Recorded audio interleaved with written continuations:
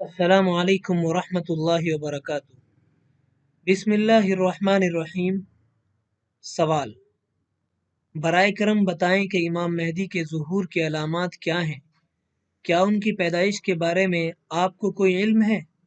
میں نے سنا ہے کہ ان کی پیدائش 2 یا 3 سال قبل ہو چکی ہے، کیا یہ صحیح ہے؟ جواب: بسم اللہ الرحمن الرحیم۔ امام مہدی کے ظہور کو قرب قیامت کی علامات میں سے بیان کیا گیا ہے۔ امام مہدی کے نام، نسب، ظہور کا زمانہ اور خصوصی علامات احادیث متواترہ سے ثابت ہیں۔ ان کے ظہور کا وقت حضرت عیسیٰ علیہ السلام کے نزول من السماء کے زمانے سے کچھ پہلے ہوگا۔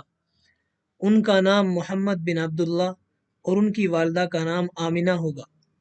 مدینہ منورہ میں پیدا ہوں گے، پھر مکہ تشریف لائیں گے تو لوگ ان کو پہچان کر مقام ابراہیم اور حجر اسود کے درمیان بیعت کریں گے اور اپنا بادشاہ بنائیں گے۔ اس وقت غیب سے یہ آواز آئے گی: ھذا خلیفۃ اللہ المہدی فاسمعوا لہ واطیعوا۔ امام مہدی خلیفہ ہونے کے بعد روئے زمین کو عمل اور انصاف سے بھر دیں گے۔ حضرت عیسیٰ علیہ السلام انہی کے زمانے میں نزول فرمائیں گے اور دجال کو قتل کریں گے۔ حدیث میں آیا ہے کہ اصحاب کہف حضرت مہدی کے مددگار ہوں گے۔ امام مہدی ملک شام جا کر دجال کے لشکر سے جہاد و قتال کریں گے۔